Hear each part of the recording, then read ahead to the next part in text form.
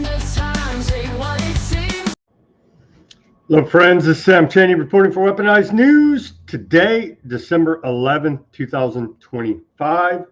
Thank you for joining us on this Thursday edition of Weaponized News. We have an issue again here with the title of the show. I don't know what's the deal here, but they switched the title, so maybe it's right, maybe it's not. Thank you for joining us on this Thursday edition of Weaponized News.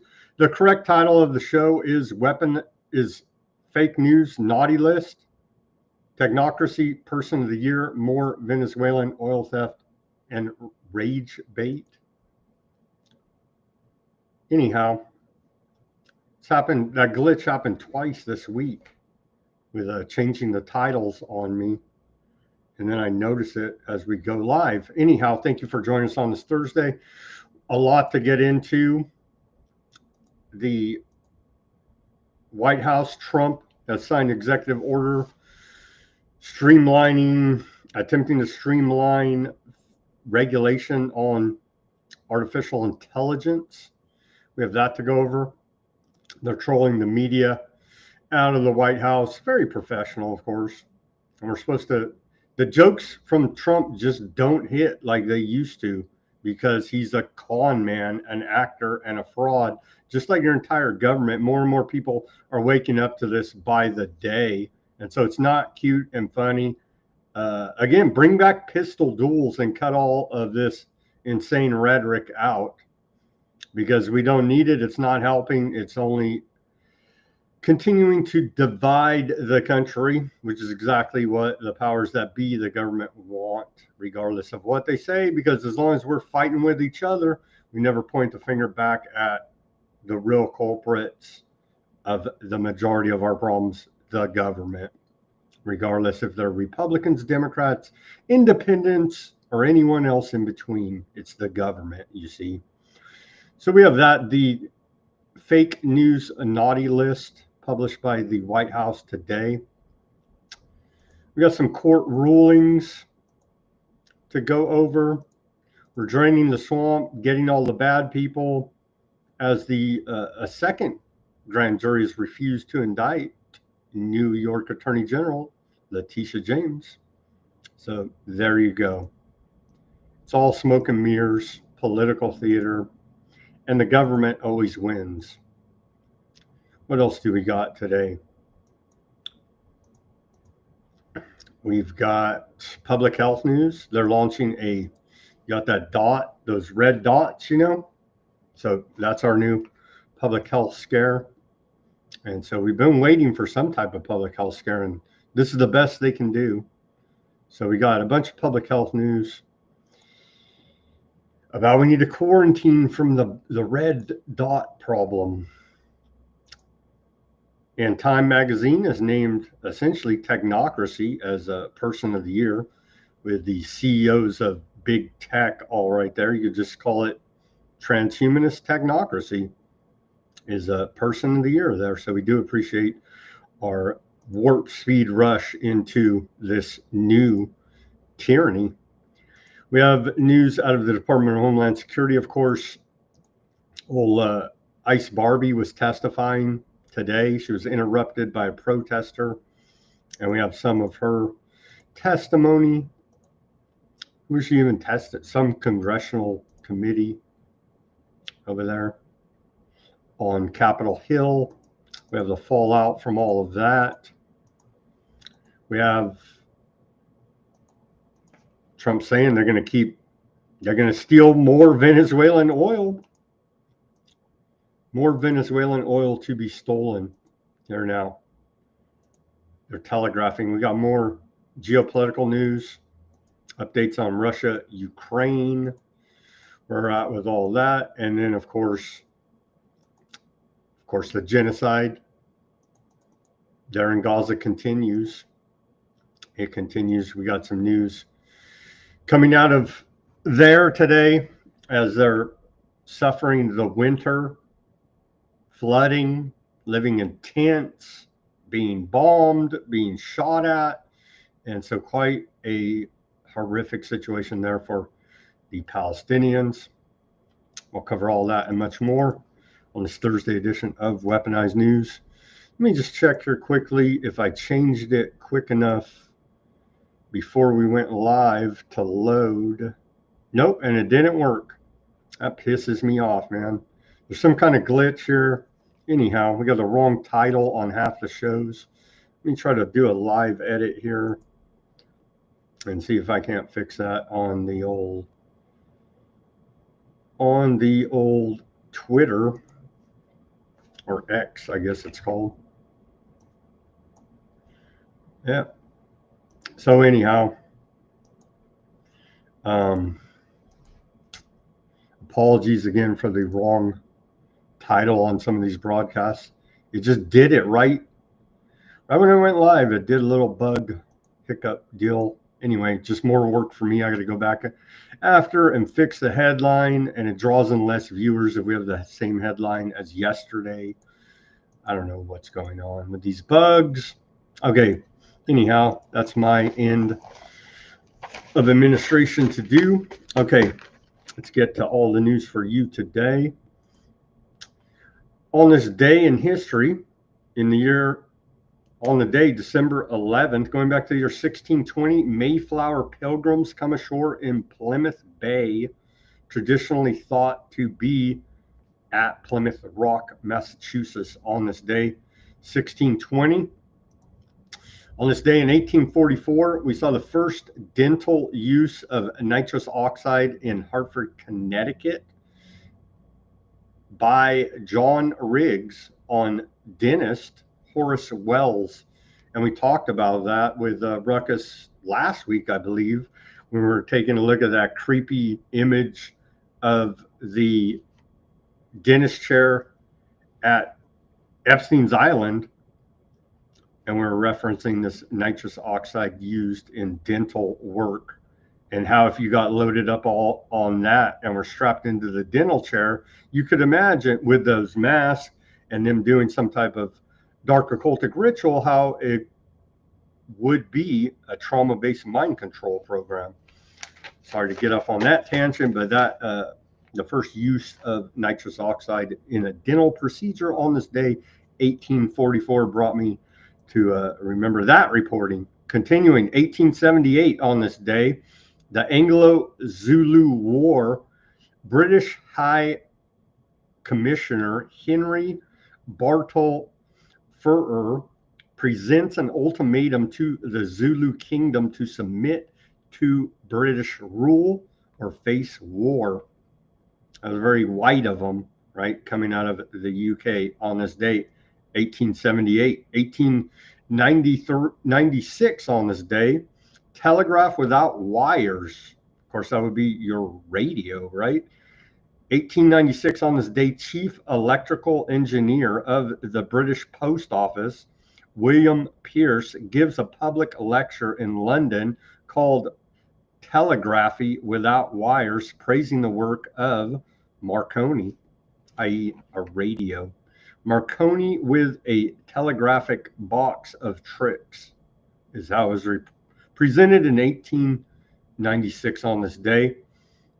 1931, on this day, Japan leaves the gold standard. In 1941, on this day, Axis powers of Nazi Germany and fascist Italy declare war on the United States. Kind of a big deal.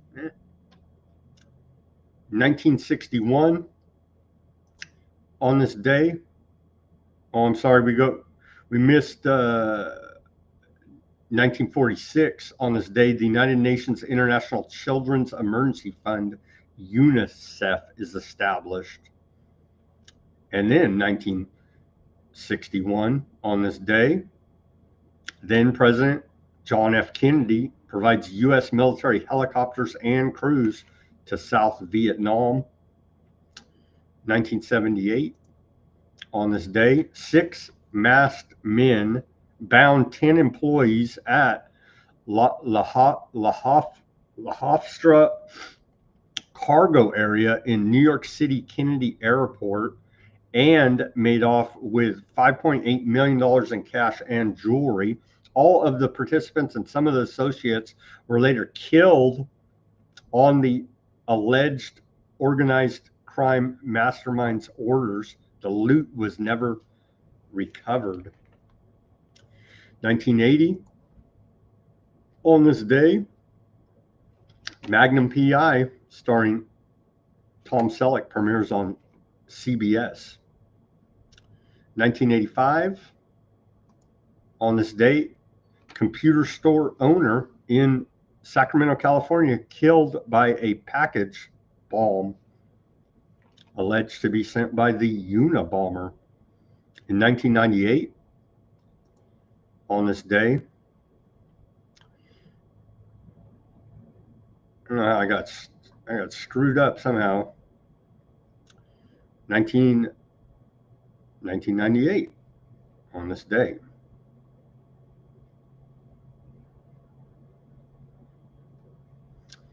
we saw former Governor Edward D. Petrie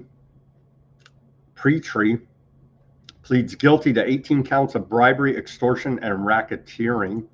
And he was the former 70th governor of Rhode Island.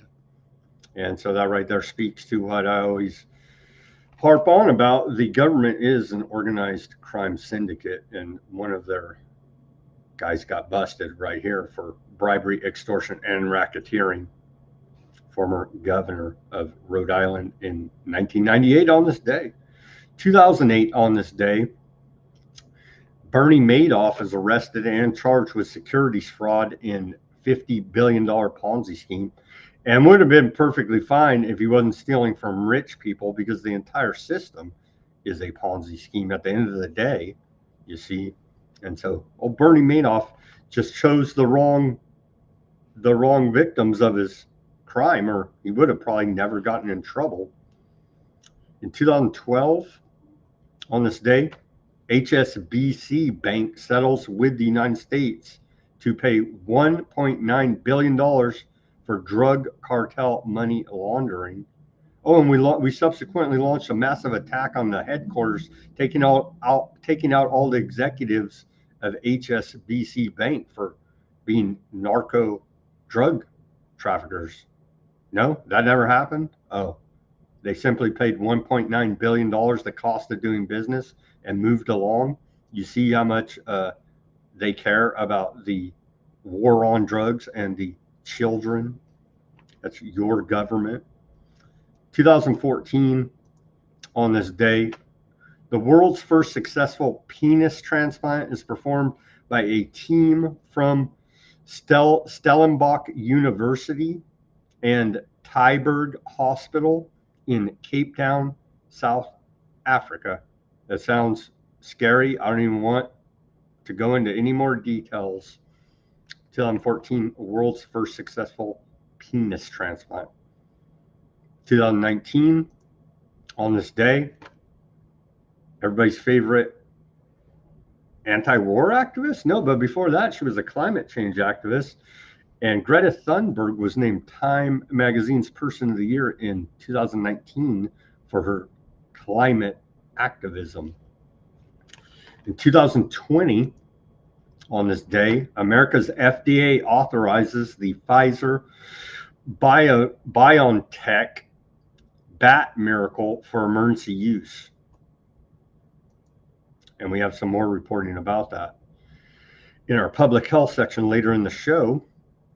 In 2022, on this day, Karen Bass was sworn in as the first female mayor of Los Angeles, and subsequently went on to be the biggest failure as governor in Los Angeles history. You could probably say here now, with all the fires. And she declared a homelessness state of emergency in the city. And they've done a great job cleaning all that. Oh, they'd never have done anything, actually. So all giant frauds, but what the hell? She was the first black woman mayor of Los Angeles, and that's good enough. Who cares if it's just never-ending fraud, never-ending failure, never-ending theft? She's the first black woman, and that's really all that matters. All right. And with that, our civil liberties history. We have a couple on this day, going back to the year 1939, on this day in our civil liberties history. Then President FDR tells FBI to ignore Supreme Court decision limiting wiretapping. The Supreme Court on this day ruled for a second time on separate issues in the case of Nardun versus the United States. The most significant consequence of the decision was that on May 21st, 1940, President Franklin D. Roosevelt advised FBI Director J. Edgar Hoover that the Supreme Court's decision did not apply in national security cases, a point the court, in fact, did not address, and that he should ignore it. The national security exception was applied in many laws and court cases beginning in the late 1930s. The first case was decided on December 2nd, 1937, and in both the decisions, the court ruled that wiretapping was a violation of the 1934 Federal Communications Act, and that evidence so obtained was not admissible in a criminal trial. Every president following Roosevelt also authorized FBI wiretapping. So there you go. Again, the government is a crime syndicate, breaking the law to violate your rights. And it goes on. In 1964, on this day, the post office to end observation stations in men's restrooms. The U.S. Post Office announced on this day that it would dismantle over 5,000 observation stations in men's restrooms in post offices across the country. Postmaster General John A. Gronsky called the practice an unfortunate invasion of privacy, but he did not think the post office violated anyone's rights. The observation stations were small rooms with one-way glass from which post inspectors could secretly observe restroom patrons. The post office claimed they were created because of thefts of government property by postal employees, but most people believe they were created to observe homosexual activity, or just be general, or just serve the general perversion of those at the post office. Of course, it was all in the name of public safety. The snooping in men's restrooms was a legacy of the homophobic panic that swept the country. I would say it's feeding into the fetish of these freaks that are running the government, that are into God only knows what.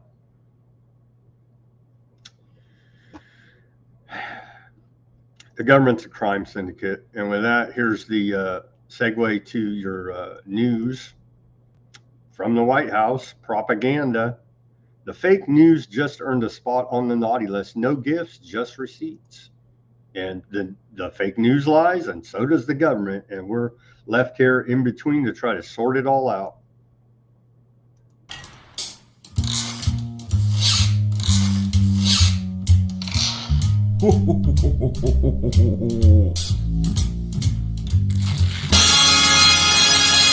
Better watch out, you better not cry, you better not pout, I am telling you why.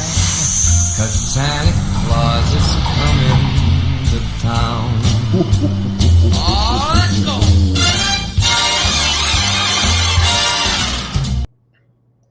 It's propaganda from the White House putting the fake news on the naughty list there.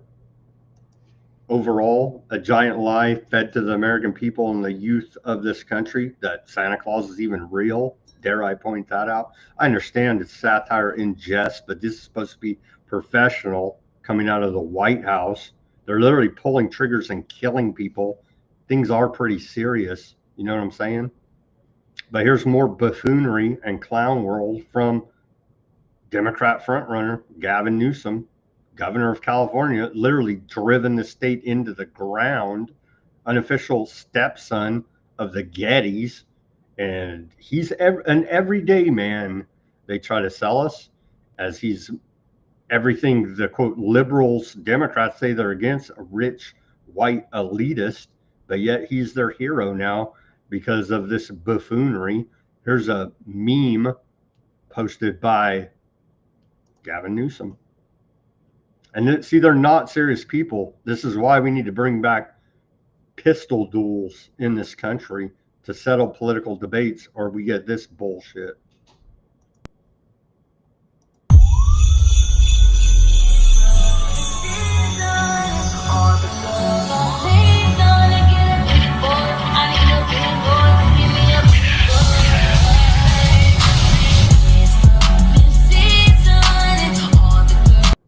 Now, see, I don't necessarily disagree with this sentiment coming out of old Gavin Newsom, but the problem is he deserves that same treatment. The entire government, there's no good ones here, you see, is the problem. That's the problem. So they're simply not serious because they're actors putting on a political theater stage show for the taxpayers as they continue to steal as much as they possibly can from us. And you're distracted blaming Democrats, Republicans. They're laughing their heads off.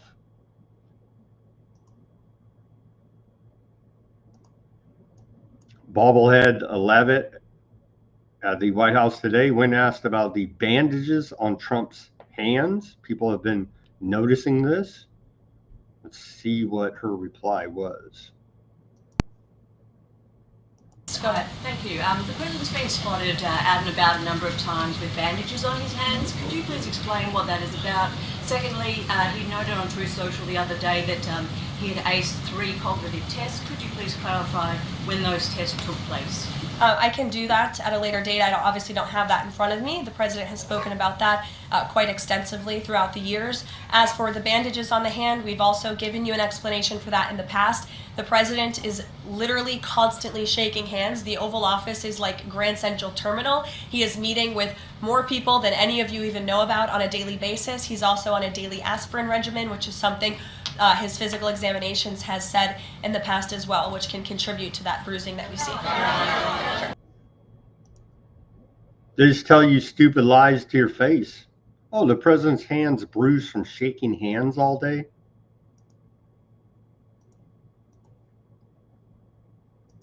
MAGA loves being lied to and conned, though. That seems to be their thing. Cucks for the government, bootlickers.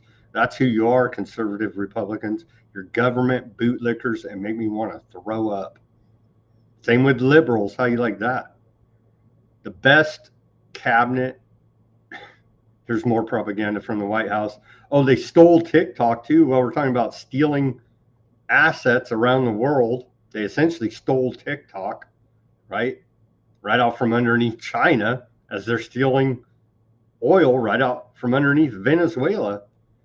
And so the White House has come out today to promote its new TikTok channel on its new stolen social media app at Cabinet. So there's a new White House TikTok channel, as if we needed more government propaganda. Well, here's the launch of it. Cabinet TikTok channel. Donald Trump's kicks are a show of force as he follows through with his promise to shake things up in Washington. We put together a great cabinet. The cabinet's competing to get the best results for the country.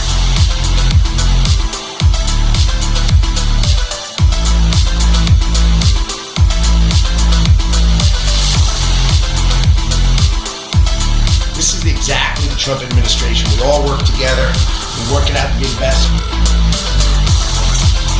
So there you go. A bunch of liars, criminals, pedophiles. That's the government. About the same as every administration, you see. And Trump has his packed full of them, along with the chief executive, Trump himself. Here is the Trump administration TikTok cabinet page. There you go. What a great use of taxpayer money to continue the effort of ramming government propaganda down the throat of America's youth, all ahead of banning youth from even going on TikTok, all in this whirlwind to keep everyone safe.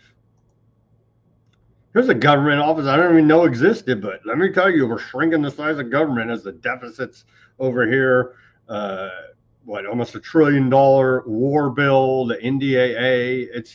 It's buffoonery for any serious person that actually looks at what's going on. But here's a government. This is from the White House. They shared this. I don't even know such a thing existed, but apparently there's a federal agency called Federal Protective Service. I don't know. You guys ever even heard of any of these guys? They have an account. And they're getting shared by official government accounts. I think they're official. Working with Department of Homeland Security. Safeguards over 8,500 federal facilities across the United States. Federal Protective Services. Who even knew? Get rid of these clowns right now. I guess these are the police protecting the federal buildings. Federal Protective Services.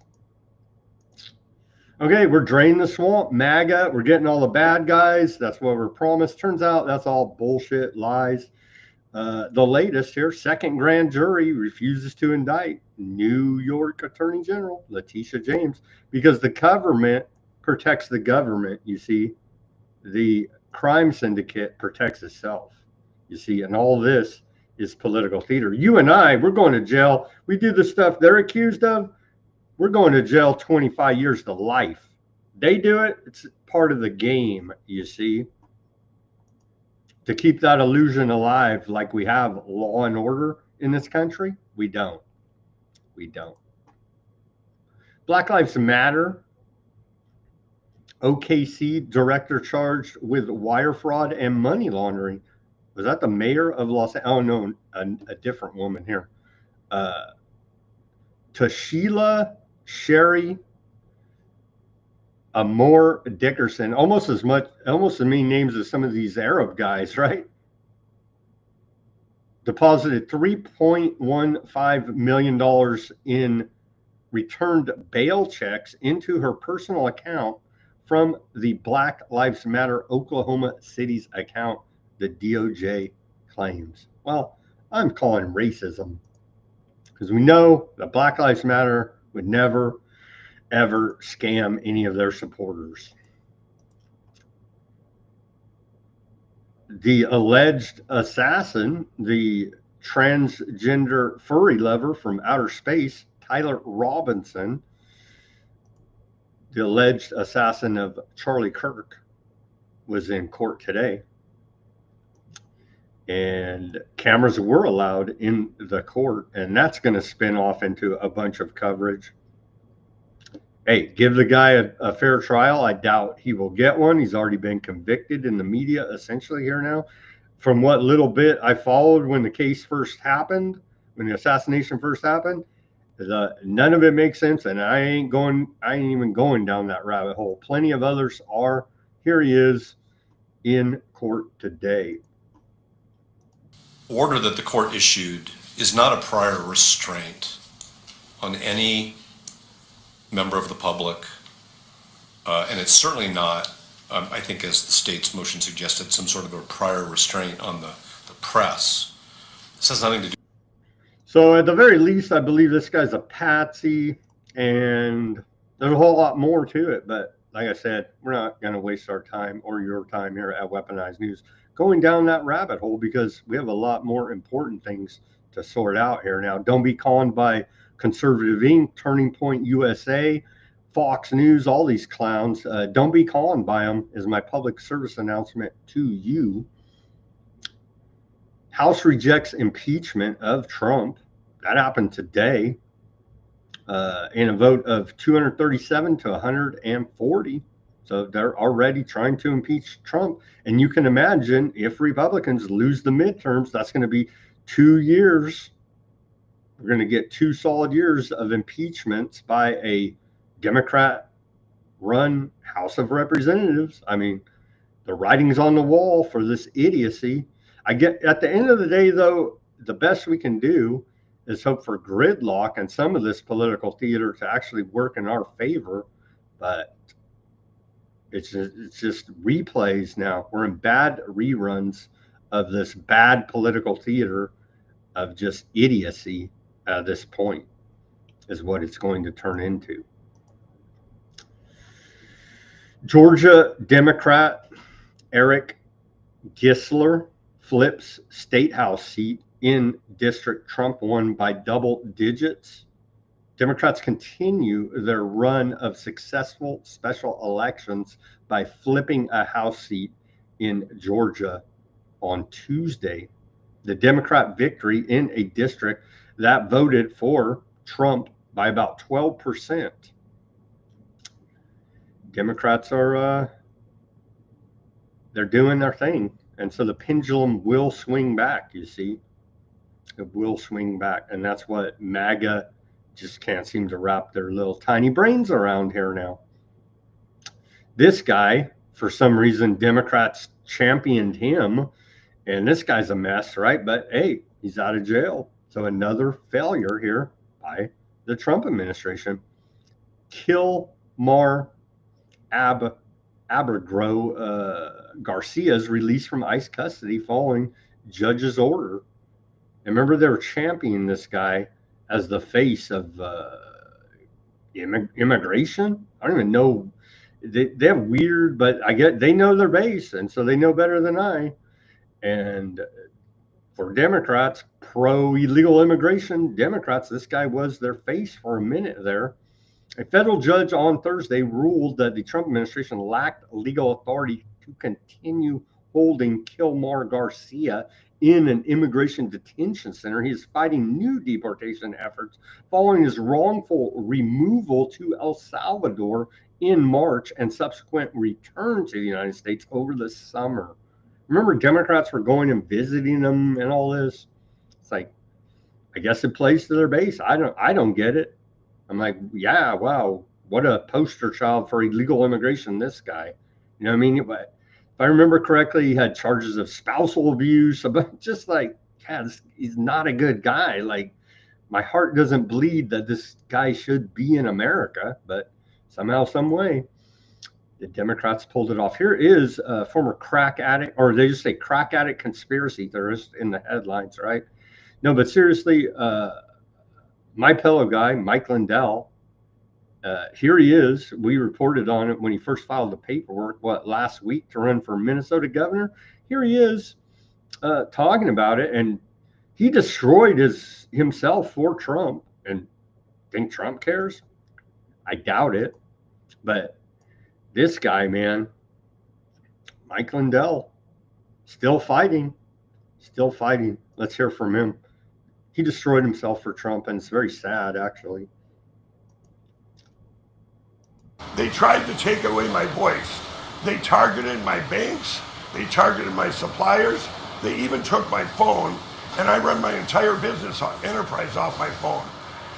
They didn't just attack me, they also went after my employee-owned company, My Pillow. Well, it didn't work. I'm still standing. My Pillow is still standing. And now I want you to know that I will stand for you as the next governor of the state of Minnesota. As the next governor of Minnesota, I will stand for your rights. Together we will restore respect for law and order.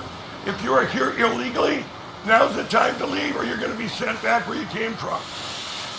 Have you spoken to President Trump about your run this year or next year? And all I did was talk to him in August. I said I'm thinking of running for the governor of Minnesota. It was a very quick thing, and he didn't react either way, one way or another. But I was there for a lot more important things like the employee retention credits and stuff for our country. That he did change that too. It was a very good thing for all businesses. Shit, Mike Lindell might be better off without a Trump endorsement, honestly. Here's a crazy story out of California, where I'm reporting from, out of Hayward. Watch this. This is a natural gas explosion, building wiped out by sudden explosion in Hayward, California. Take a look at this. 6 people injured in the blast. Construction crew reportedly struck a gas line. Take a look at this explosion in Hayward, California.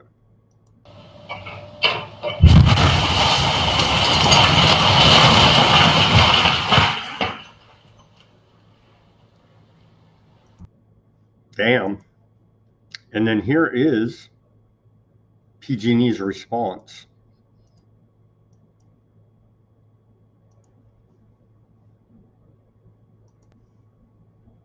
The safety of our customers, hometowns, and our crews is our most important responsibility. PG&E was notified at 7:25 a.m. PG&E was notified at 7:35 a.m. that a third party unaffiliated with PG&E struck an underground gas line on Llewellyn Boulevard in Hayward. PG&E immediately dispatched our crews to the scene. Once on site, they worked to isolate the damaged line and stop the flow of gas.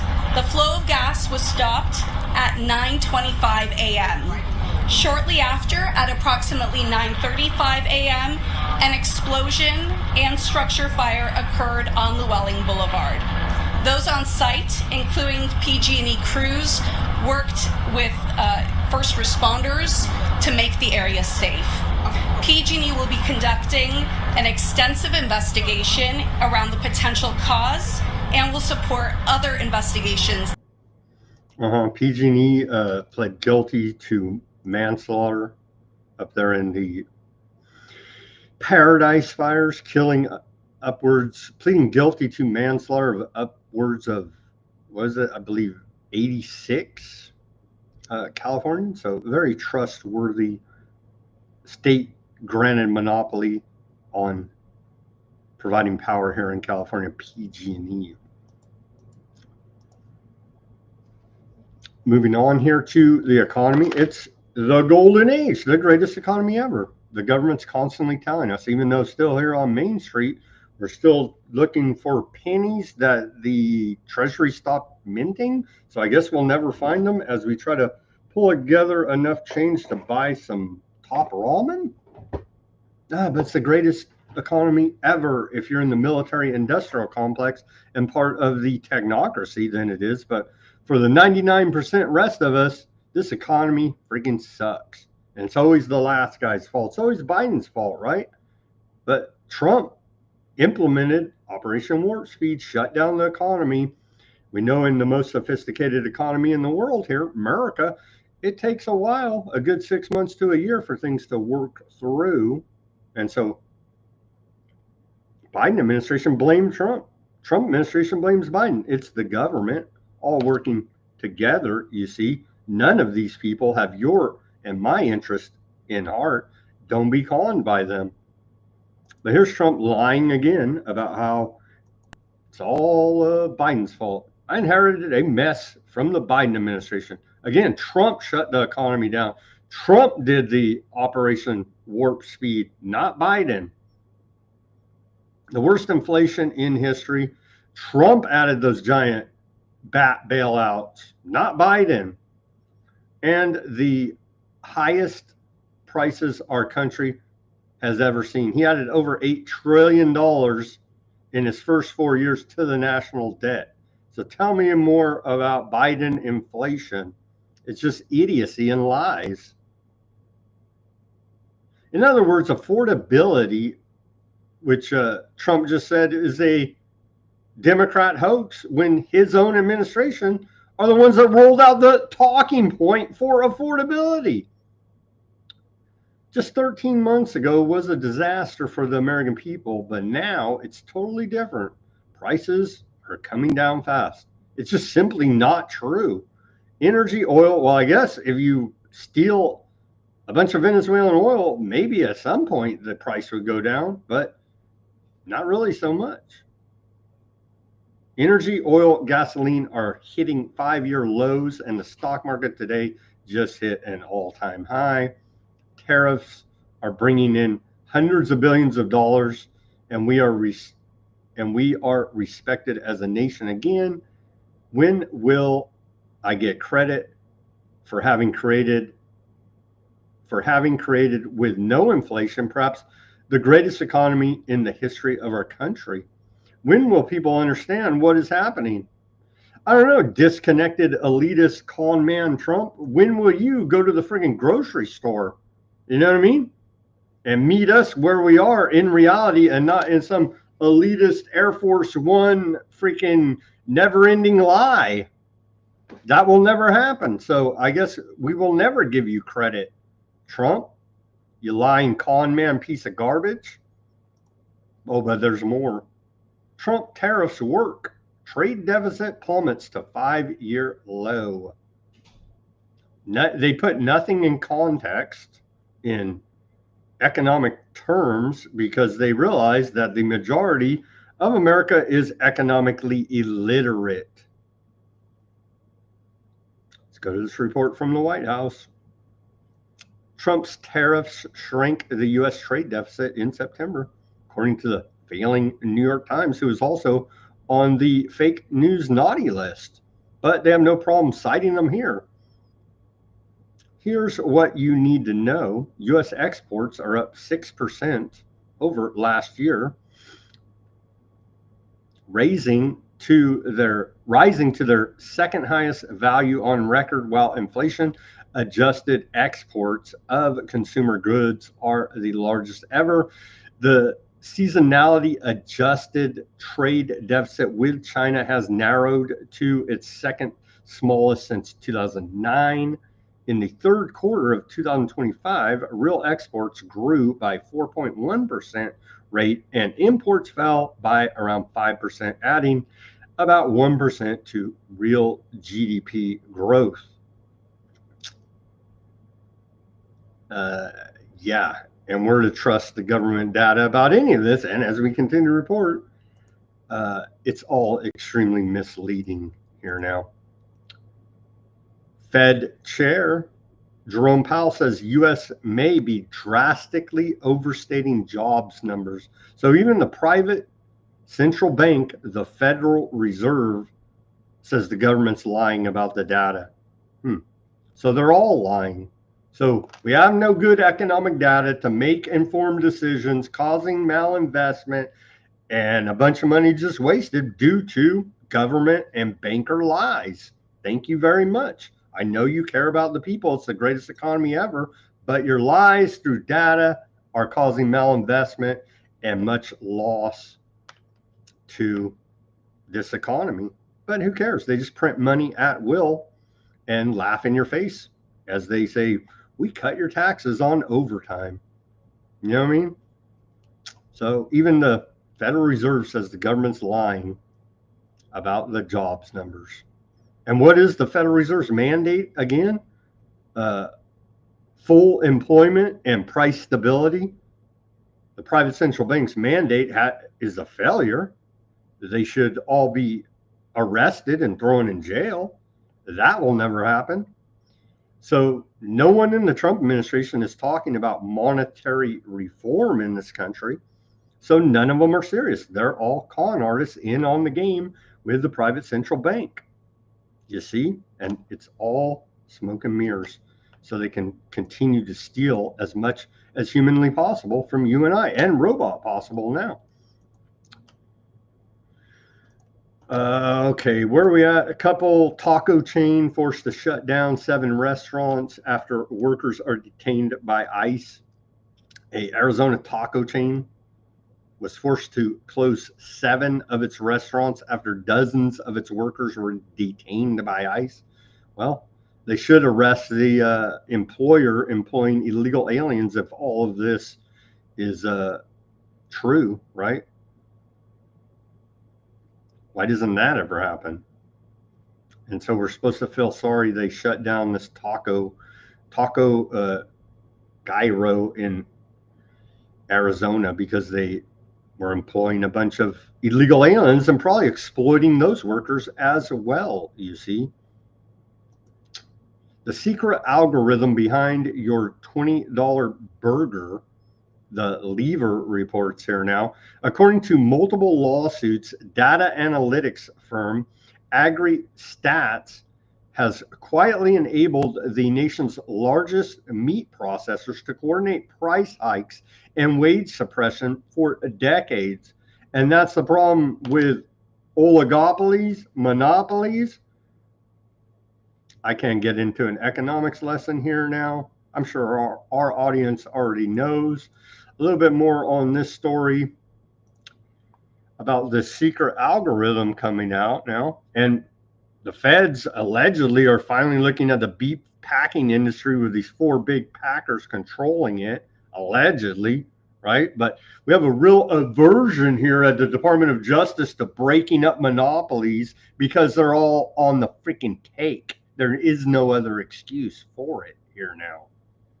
According to private and federal lawsuits, the country's biggest meat processors have been using a secretive data company to share sensitive information, enabling them to hike up prices and suppress wages for decades. All that's illegal. They all need to go to prison. They'll pay a fine and move on. Watch.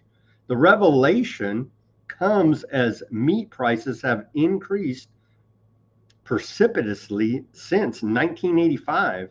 The price of ground beef has increased by over 400%, far outpacing inflation. Meanwhile, meat industry workers' wages have largely stagnated. They're employing a bunch of illegal aliens as well and exploiting those workers. You better believe it. Despite growing scrutiny and public outcry over algorithmic price settings of consumer goods and services, critics say meat packers are settling these collusion lawsuits without admitting guilt or paying substantial penalties. They're not going to pay a penalty. They need to go to prison, meaning they're free to keep using the data analytics firm to fix prices. That's illegal, and drive down workers' earnings. The meat packers win with their settlements, and never once do the packers have to admit guilt. An independent rancher told the Lever, what's happened is these law firms now have just gone around filing cases knowing that they can take money out of the packer's pocket while the packer retains the ability to take it right out of the producer's pocket and the consumer's pocket. Again, passing off the cost of your illegal activity onto the consumer. It's the cost of doing business. AgriStats, a 40-year-old Indiana-based data analytics firm, is named in 4 recent private lawsuits and a 2023 Department of Justice suit filed under the Biden administration, alleging anti-competitive practices by many of the country's largest meat companies. I think they had a little typo in this article. Anyhow, continuing, that includes a price-fixing class action allegation that 18 poultry giants, including Tyson and Purdue, utilized data from the company to suppress their workers' wages below fair market rates. Another lawsuit accuses major beef processors of similar AgriStats facilitated wage setting. The 2 other private suits allege the meat companies used the data firm to share sensitive information to fix prices. And it goes on with all of their illegal activity. They're criminals. And then finally, in our economic section, luxury cars and private villas. See how Minnesota fraudsters spent millions intended for hungry kids. And that's a report out of ZBS News here now, as the Somalian fraud there in Minnesota is being exposed. What a little bit about what did they get for their fraud here? That they're supposed to be using this money to feed hungry kids. They got a waterfront resort property there on a lake in Minnesota, lakefront property in Minnesota. Receipts show wire transfers to China and East Africa. And they're also trying to say this was some type of money laundering operation to send the money back to, quote, terrorists. First class tickets to Istanbul and Amsterdam, a 2001 Porsche Macan, stacks of cash, text between defendants reveal.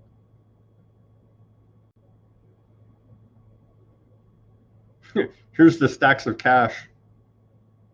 Like I don't know, they're very sloppy criminals to say the least. Here now, I guess they thought they would never get caught. I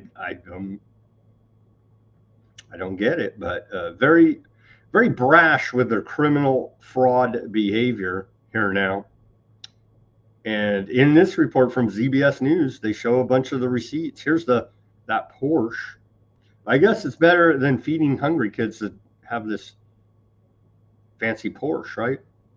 That you defrauded the taxpayers on the back of. Here's the lakefront property there. That's nice as well.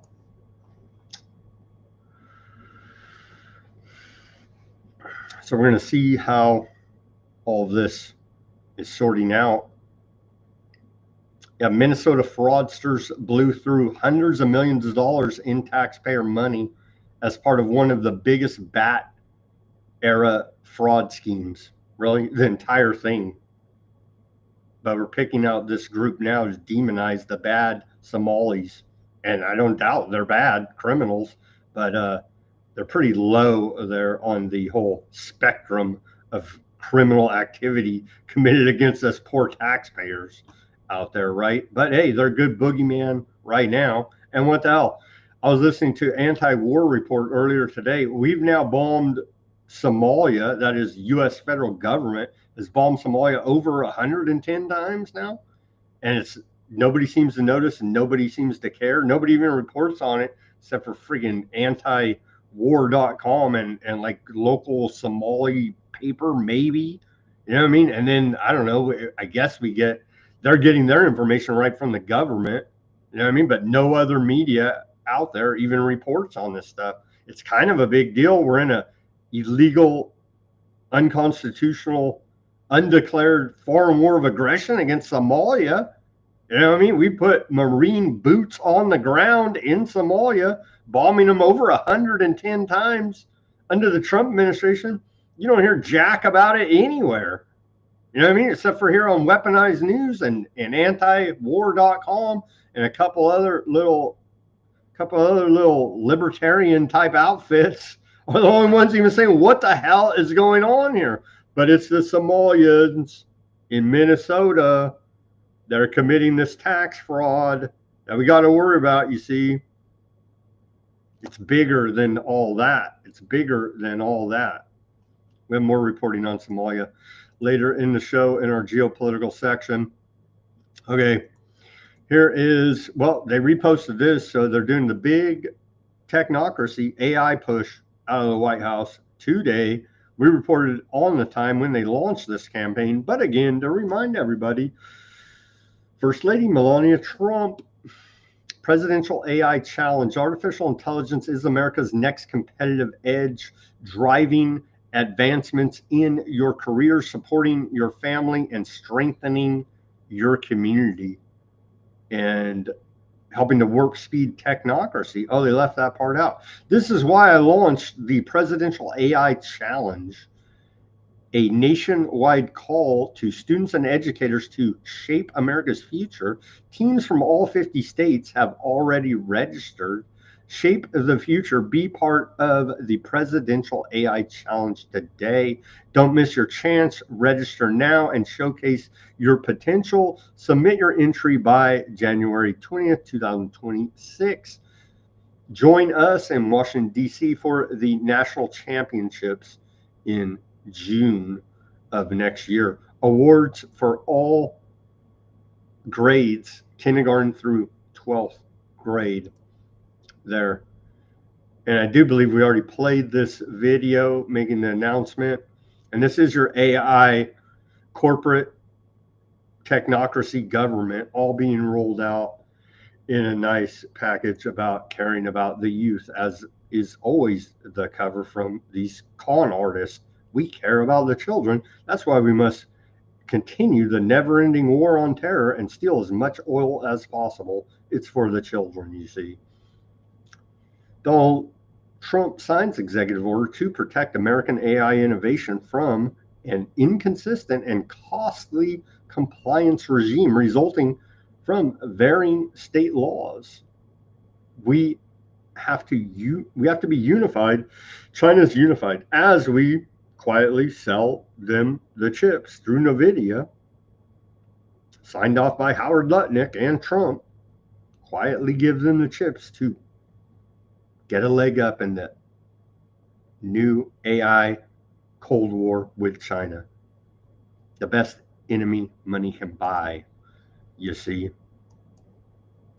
Here's Trump signing an executive order today at the White House to warp speed technocracy.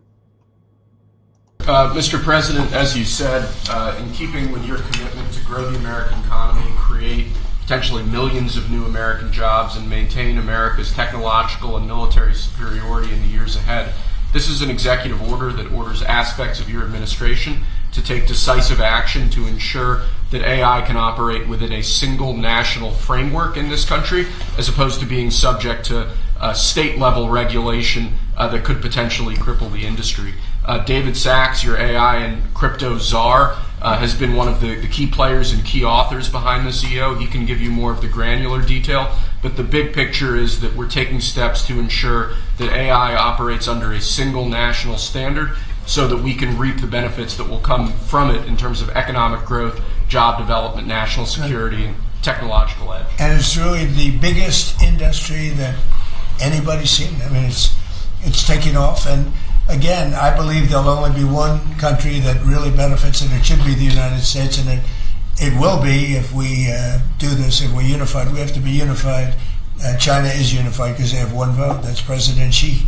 He's just doing it, and that's the end of that. You know, we have a different system, but we have a system that's good, but we only have a system that's good if it's smart. David Sachs, can you say a few words, please? Yes, sir. So, as you pointed out, we have over 1,000 bills going through state legislatures right now to regulate AI. Over 100 of them have already passed. 25% of them are in California, New York, and Illinois. You've got 50 states running in 50 different directions. It just doesn't make sense. We're creating a confusing patchwork of regulation.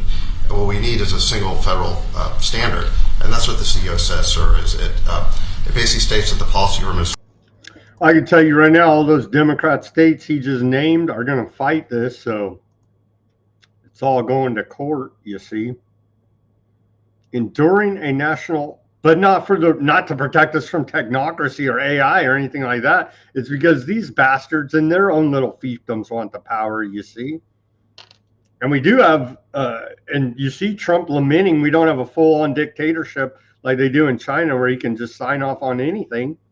You know, I mean, he laments the fact that, oh yeah, indeed, we do have some remnants of a constitutional republic here in this country, and allegedly we're supposed to be following the rules that are put in place, checks and balances for checks on power, you see. Allegedly, we're supposed to be following this. You can see Trump lamenting he's not a dictator, or as he attempts dictatorial power through executive orders. Anyhow, more about it here. Ensuring a national policy framework for artificial intelligence is the name of the executive order here, i.e. warp speeding technocracy. And so they go through here, let's see here.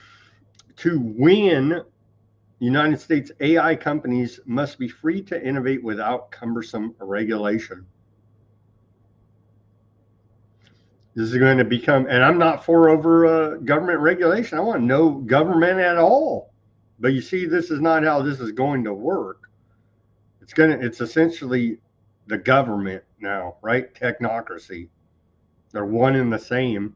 They're still acting like there's these private tech companies that built this stuff in their garage when they got all this technology from DARPA, ARPA, the Pentagon, and from the government. And these are fronts for the government, acting like private enterprises. They're nothing of the sort. So we've been neck deep in technocracy a long time. They're just removing the veil and pulling back the curtain so those that have eyes to see can see what's actually going on here.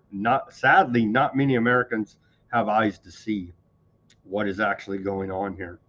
And so again, this is going to be challenged by Democrat states, of course, and the next Democrat president is going to throw it out, you know what I mean, and craft executive orders for their own best special interest and profit. And that's how this criminal government works.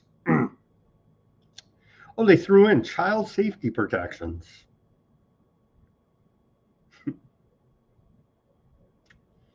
Yeah, I don't even feel like reading it. Maybe we'll come back tomorrow if you guys want to do a deep dive in it. I don't know. I see it again, just being held up in court, honestly. Okay, where are we at? Oh, Time Magazine, Person of the Year. These clowns right here. There you go. So you could just erase all them and put a microchip, or this guy, I guess. And yeah, that's your technocracy. These con artists, transhumanists, that are they even humans? I have doubts. I don't know. Well, we know their ideology is transhumanism, and we know that their system is technocracy. We do know that much. And so all of these people are pure evil, exploiting us to the nth degree for their profit, all while acting like they're philanthropic billionaires that care, when they're really government frontmen for technocracy. That's your Time Person of the Year. These freaking jokers right here.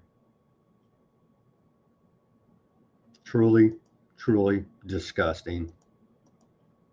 And with that, we're at the hour mark. Let's go ahead and take the live commercial break. Everybody go to weaponizednews.com. We have the holograph sticker, the white background sticker, and the clear sticker there for your patronage at Weaponized News Store. We appreciate that. We appreciate all of the subscriptions, the patrons to the store.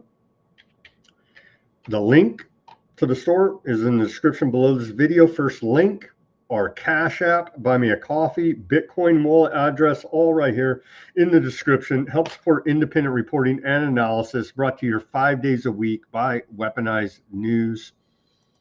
We appreciate, again, all of the subscribers and patrons to the store. Let's see an offering from the store. I was going to go with the snow globe, and we did have a patron. Shout out to Mac out there in the audience. And Mac, I will try to figure out. I see your emails. I didn't have time to get to them all. I saw the video that you made for me. I will watch it. I just haven't had time today. I've been very busy. So shout out to Mac out there. I see your messages, and we'll absorb all that and get back to you. I honestly have not had time to look at any of it today in any depth, but the snow globe, man. We had a patron buy a snow globe with the Weaponized News, but turns out they're giving me the runaround from the site here now that they say there's some kind of problem. It's not in stock, they say, after they said it was. Anyhow, that's my administrative back end. So I thought it was a great idea for the Christmas season. The Weaponized News snow globe. I'm having issues on my back end, so I'm not going to pump that today. Sorry. And Mac, you may not get your order here now, but we'll make sure you get a refund or however it may sort out. Anyway, I did like the Weaponized News snow globe, but they're jerking me around on the back end over here with it for some unforeseen reason until we actually made a sale. You know what I mean?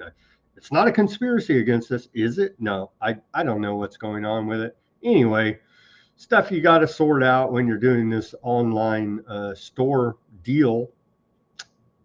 So I'm not going to push the snow globe today until I sort out actually being able to, fill the order and provide it to the customer, which has hit some kind of, like I said, they told me they're out of stock. I don't know how it could be, but that's what they told me. So I'll keep the updates coming, and we'll try to satisfy your order one way or another there, Mac. So we can't push, I'm not going to push the snow globe today because I just explained why we're having issues there in the back office. So what I will push today, though, is Weaponized News Christmas ornament. And so this ties into the Christmas season. Right there, Weaponized News, get a ornament, unique holiday decoration. A gift for news enthusiasts. Weaponized News hounds. Arr, arr, arr, arr, arr, arr. Get your Weaponized News Christmas ornament for your pagan Christmas tree. They're at weaponizednews.com. We appreciate all the patronage. Go to Weaponized News, click the store, or the link is right there in the description below this video. Thank you for your attention to this matter, as the executive of Merca would say. Welcome back to the second half of Weaponized News on this Thursday, December 11th, 2025 edition. Thank you for joining us. In the first half, we've gone over how they're rolling out Technocracy full speed ahead. Now on to propaganda from your Department of Homeland Security.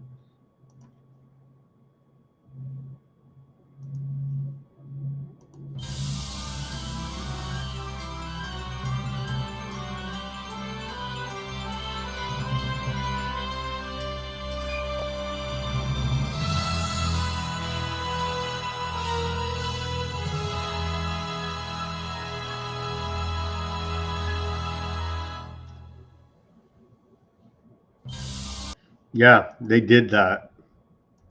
That's a meme right from the Department of Homeland Security. They're claiming the newest deportation numbers are, according to the Department of Homeland Security, and I don't believe any government data at this point. I don't know how anyone can, but they claim 600,000 illegals have been deported from the interior of our country in less than 365 days.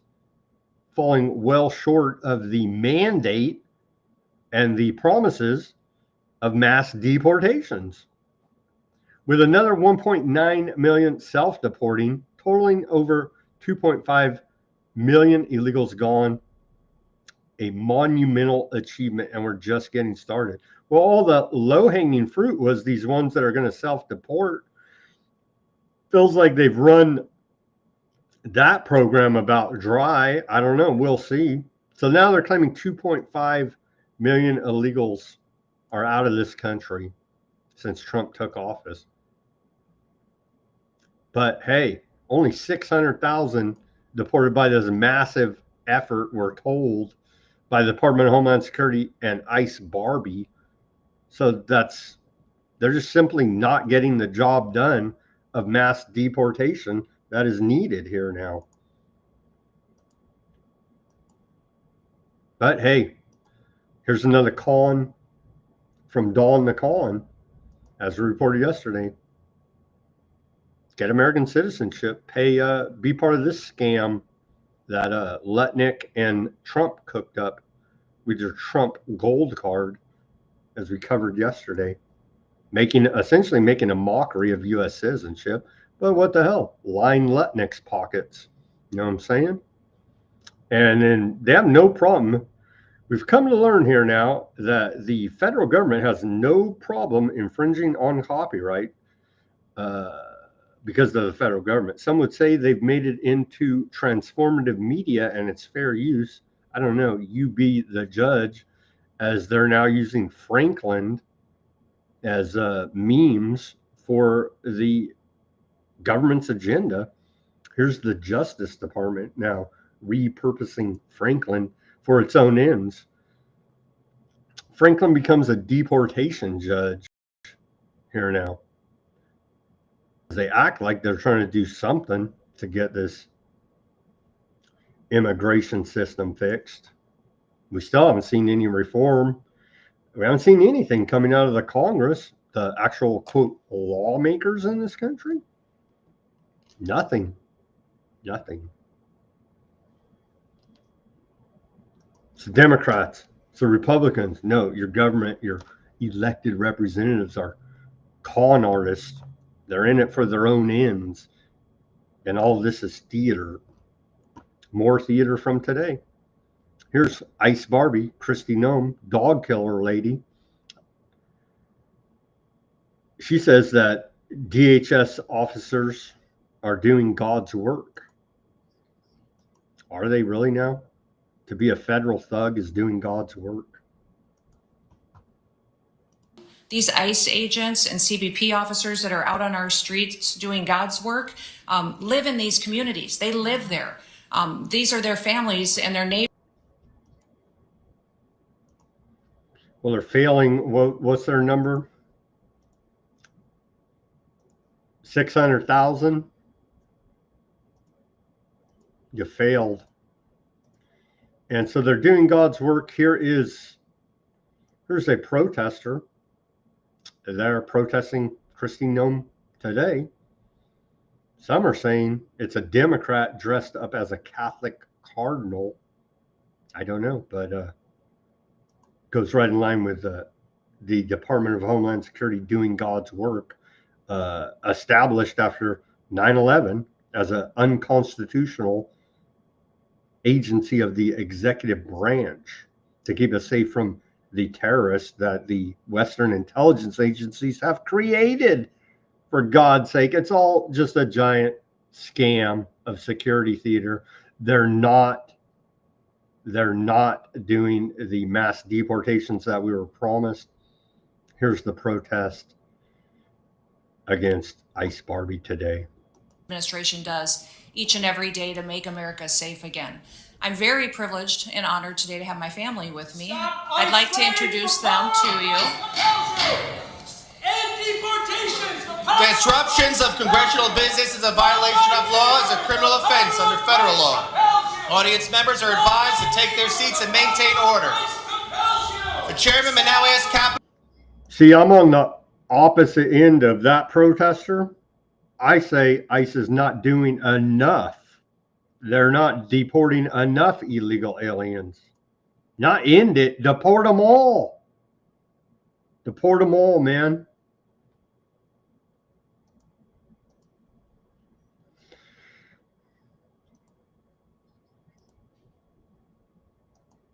Here's more from that hearing today. Something about FEMA? Absolutely, you can. Thank you. The only grants that weren't funded, the individual ones that you were talking about, mitigation ahead, were ones that were weaponized to fund the Green New Deal and for climate change. And those were redirected to true mitigation efforts. FEMA today is deploying resources 2 times faster on average than in history.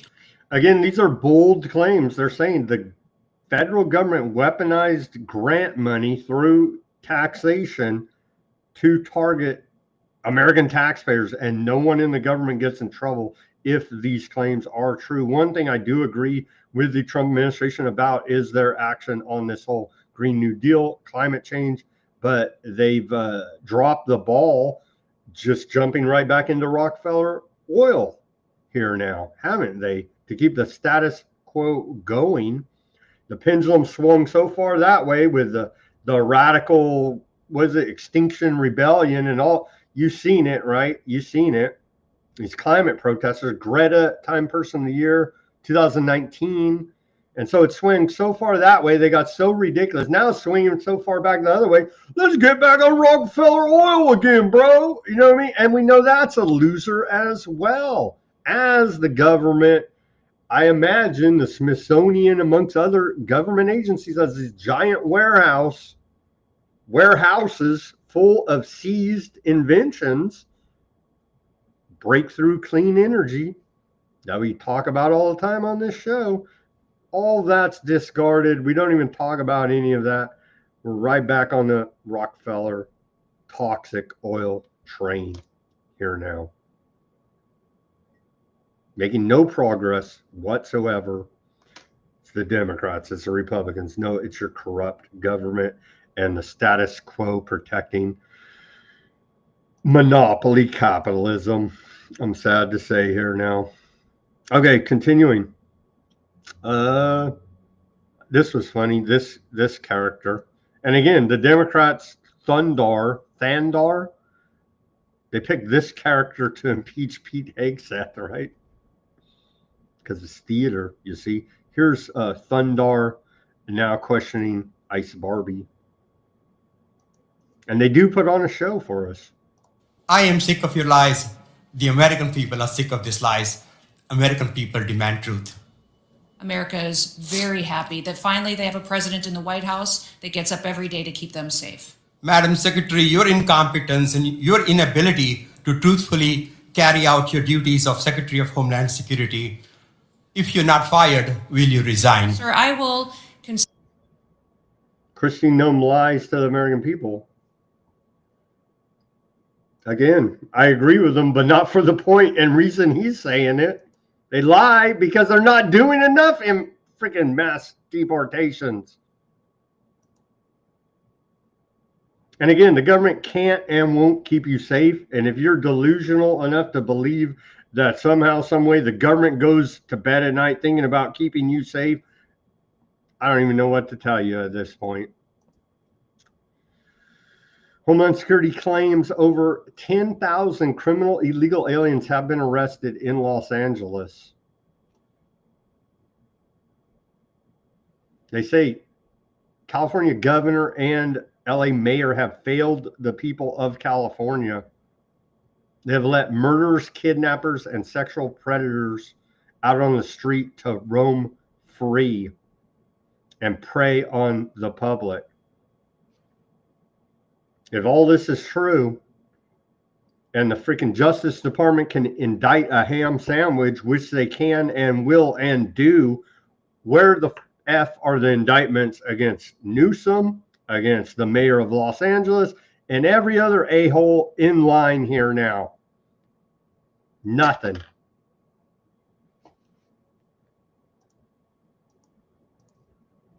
On to public health news. As viewers of this show know, we were banned. I was banned off the internet for telling you this 5 years ago, as many others were, but here you go. The UK Telegraph, how bat miracles can cause heart damage. Immune systems triggered by mRNA jabs may inflame cardiac cells with young men most at risk, scientists find. Bat miracles can cause heart damage by triggering immune cells to go on the attack, scientists have found. More than 2,000 people in Britain suffered inflammation of the heart, myocarditis, or heart lining pericarditis following miracle, with young men particularly vulnerable. The majority of cardiac problems were caused by these miracles right here, the novel technology, such as Pfizer and Moderna, which delivered a blueprint of the bat spike protein to cells. Now, Stanford University has found that the immune system can lock on to the foreign RNA from the miracle, which triggers a fierce response and in some cases can inflame heart cells. It is likely to be a problem with other mRNA miracles, they warn. We told you this here at Weaponized News 5 freaking years ago. We warned, we got banned. Yeah, what the hell? It was worth it. It was worth it. It really wasn't worth it financially. I'll never be compensated. They literally digitally burned my business to the ground on the internet. So terrorism by big tech and the government against me and many others. And so here's, for whatever it's worth, we told you this 5 freaking years ago.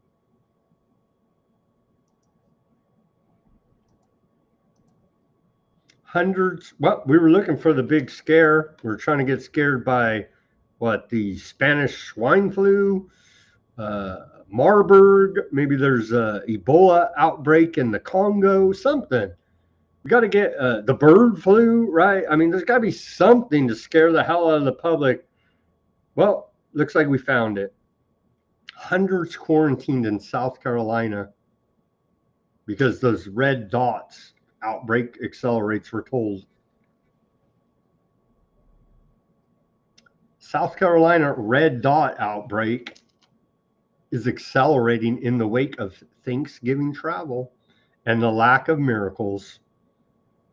The State Department of Health told us yesterday, according to this report out of the Washington Column Post. South Carolina dot problem outbreak is accelerating, driving hundreds into quarantine. So we found our public health scare here now, thankfully. Some students who remain unmiracled are now in a second 21-day quarantine since the beginning of the school year. You can go back to the Brady Bunch when they were laughing about having those dots, having dot parties. Yeah, who cares? You're a threat to public health and you hate science. Well, it's even spread now to a neighboring state, Connecticut. And so we're trying our darndest to get that public health scare this time of season up and going again, because they put scary cartoons on your screen like this one. And it is very scary, right?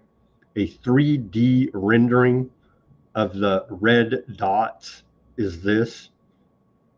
And we're expected to believe anything that they tell us. More, but there's more. Let me find, I should have had this one ready for you guys. I believe Zero Hedge posted this meme on the X. Here it is, right here. How it started, the failing New York Times, new Pfizer results. The bat miracle is safe and effective. It is safe and 95% effective. The company said it planned to apply for emergency approval from the FDA within days. That was November 18th, 2020. You can see right there. It was updated again on December 10th, 2020. And so this is how this started. And this is how it's going. And we just read you the first couple paragraphs of this article. Again, how the bat miracle can cause heart damage. And that was published yesterday. So I think that's vindication here for Weaponized News, because we were 100% correct. But it doesn't matter, because the damage has already been done. They've already digitally burned us down. We will find no remedy except for to know we're right. And now we can stand on that from now until the end of time. So I guess that's worth it. I don't know. We're still shadow banned into oblivion. Okay, continuing here. Rage bait. The psychology behind social media's angriest posts. Turns out rage bait has been named the word of the year by the Oxford University Press. Rage bait. It means social media content that is designed to create a strong or negative reaction. Posting content intended to antagonize people may not seem like a wise strategy for a social media influencer, but people who post content on social media can make more money if their channel has a high level of engagements, regardless of how positively people are responding. So you see accounts all over doing this, right? They know that they're posting something controversial, and that's going to get you to click on it and be upset with them, but they don't care because they're monetized and they're getting paid per click, and that's the whole point, to get you to engage, no matter how negative it may be. It's called social engineering here now, and your quote clownfluencers have figured this out a while back. The old Oxford University Press has figured it out this year. Rage bait, the word of the year. And then here's a report about social engineering, a death spiral, social engineering, a spiritual death. Report by Greg Reese.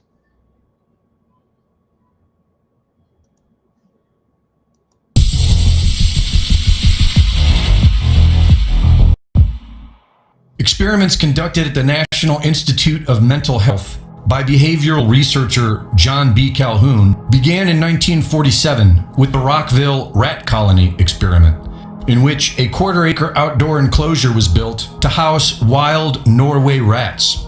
The rats were protected from predators, had access to fresh air and sunlight, and were provided enough food, water, and nesting material for a population of 5,000.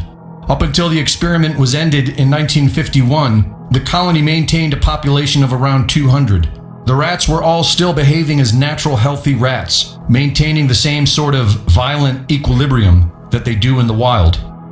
During the Rat Universe experiment of 1958 to 1962, where the enclosure was indoors and built much smaller, John Calhoun coined the term behavioral sink as the phenomenon that occurs when rats become overcrowded. They begin to socially withdraw, turn homosexual, and act more aggressive. From 1968 to 1972, they ran the Universe 25 experiment for mice. A 9 by 9 foot metal enclosure was constructed, built to hold about 3,800 mice with unlimited food, water, and nesting supplies. The enclosure was climate controlled, and none of the mice had to be concerned with predators or disease. Universe 25 started with 4 breeding pairs of mice on July 9th, 1968. And during the first year, the mice thrived. The population doubled about every 2 months until it peaked on day 560. And for the next 2 years, the population declined. During this 2-year decline, the behavior of the mice changed. Alpha males who were initially dominant became passive and no longer defended their territory. Other males became hyper-aggressive and attacked without provocation. And many of the males fell into the category known as the beautiful ones. These males exclusively spent their time alone, avoiding all social and sexual behavior. They obsessed over grooming themselves and appeared to be the most physically healthy. Overall, the males lost interest in having sex with females, and the females lost interest in being mothers. They began showing aggression toward their offspring, including killing and eating them, and their bodies began miscarrying. Even though the population dropped and the living space increased, the mice did not recover. Calhoun interpreted the reason for this collapse to be the result of a spiritual death, which then directly led to a physical death. He wrote that the first death is that of the spirit. Their spirit has died. They are no longer capable of executing the more complex behaviors compatible with species survival. Calhoun was saying that if you diminish a creature's spirit, it will lose its survival instincts. He saw how this would affect life for humans and said that the establishment would have to change in order to avoid social breakdown in crowded human environments. We need better establishment to allow interrelationships to protect us from too many contacts, but to allow us for those contacts which we do engage in to be more meaningful for our own lives and for meaningful to others in a compassionate sense of each of us being involved in helping the other to fulfill his role. We'll have many more roles, and this is where the notion of compassion comes in, is helping each of us, helping others to fulfill their programs for development. Studies have shown that people who live in large cities are less happy and have less meaningful lives than those who live in small towns. For many of us, it is no surprise to learn that living like pets in large, crowded cities is unhealthy for humans. But for the establishment, it's big business. Studies in China and the USA show that residents living in more populated areas spend more money and consume more products. This is because most social interactions become comparative and competitive, more about having the same things as your neighbors and less about meaningful friendships. The 15-minute cities will grow, but so will small community, as many humans are learning to reject the establishment and take responsibility for their own lives. Greg Reese reporting. And so they know exactly what they're doing with their social engineering programs here now. And that is UN Agenda 2030, to put everybody in these 15-minute cities. And you see, as that mouse experiment example, what the results will likely be. Okay, continuing here. What do we got? Like a half hour left. We still have a lot of news to get to.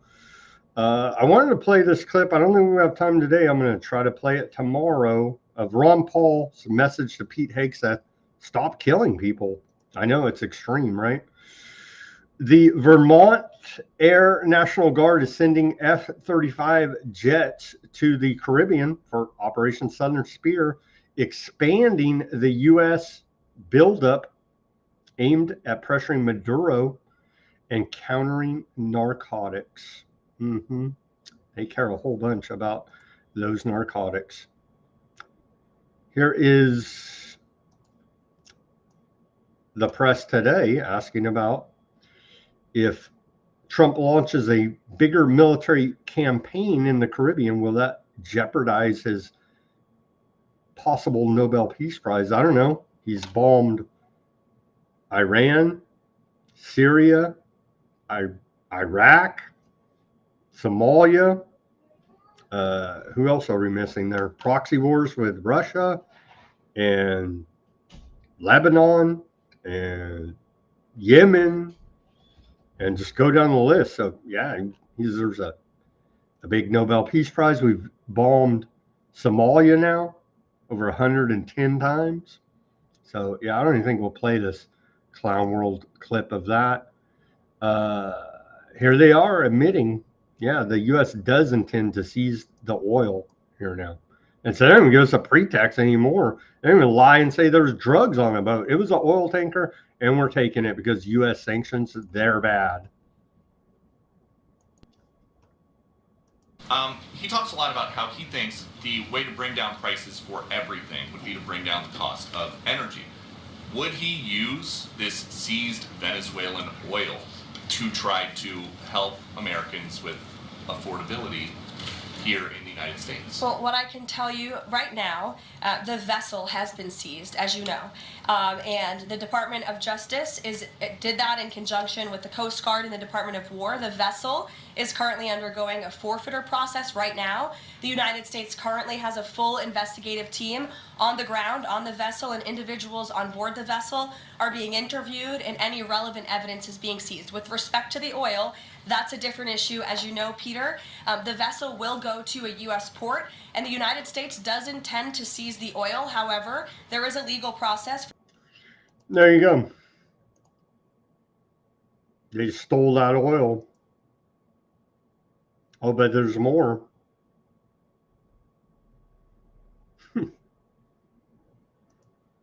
Trump willing to seize more oil tankers off Venezuelan coast. White House official said, according to a report from CNBC News here. So there's going to be more oil theft. Better believe it. You better believe it. U.S. preparing to seize more ships transporting Venezuelan oil.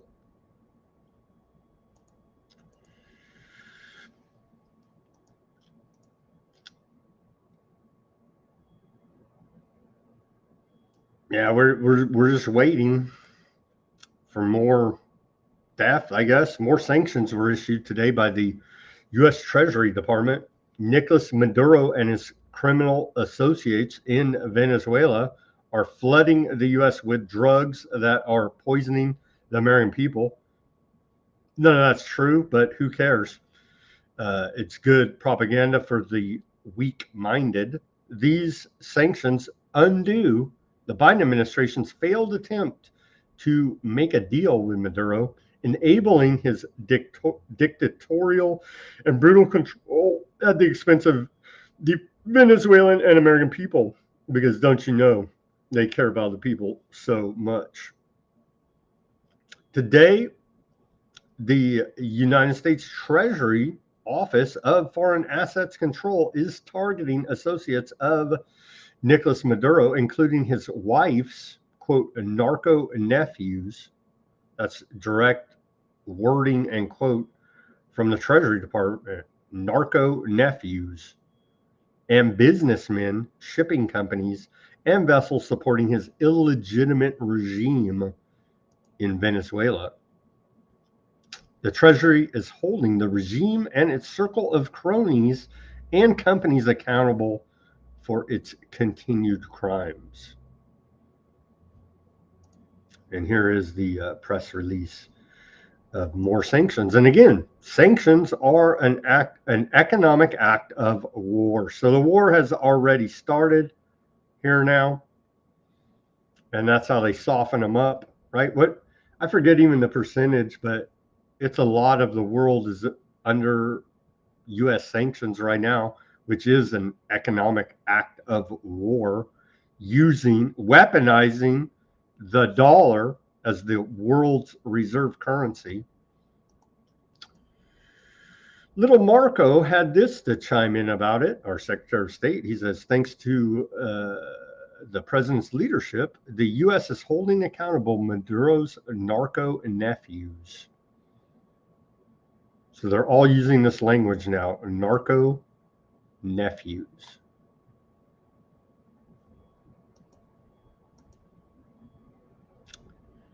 Yeah, they're justifying this.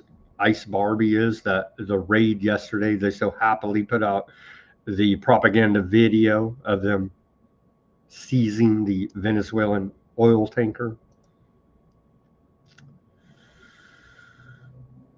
ICE put out this message. ICE was proud to partner with the Coast Guard, the FBI, the Department of War, and the DOJ in the seizure of the Venezuelan crude oil tanker.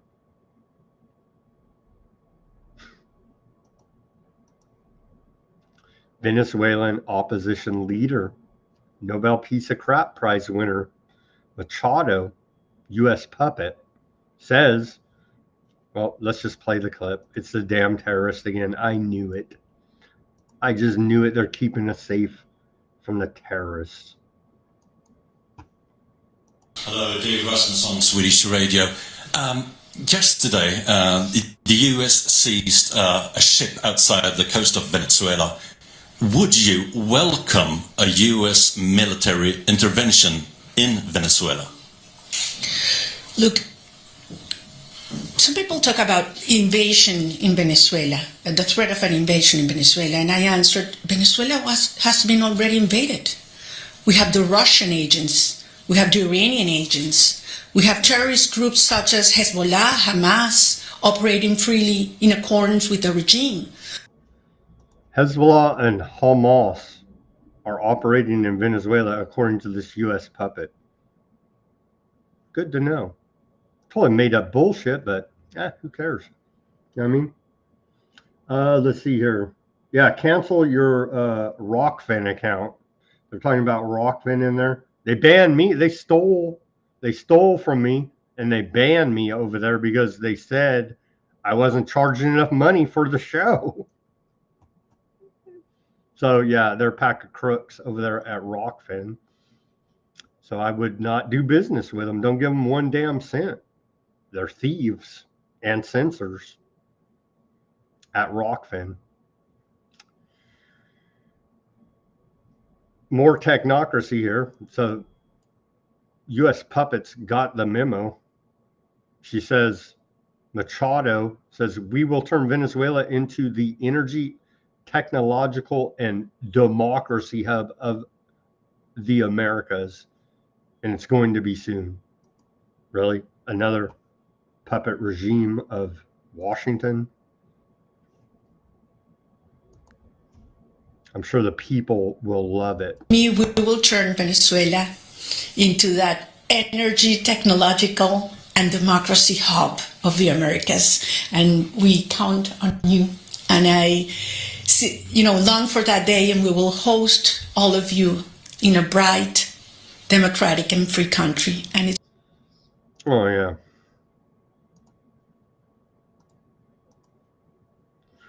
Russia demands answers after U.S. seizes Venezuelan oil tanker. Oh, you got to deal with more than just Venezuela.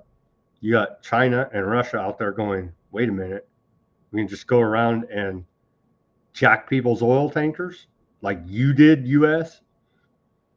Russian Foreign Minister Lavrov called for a full investigation into the U.S. seizure of an oil tanker off the Venezuelan coast. He said U.S. forces bombarded the vessel after accusing it of carrying crude barred from sale, yet noted the U.S. oil giant Chevron continues to operate in Venezuela and purchase Venezuelan oil.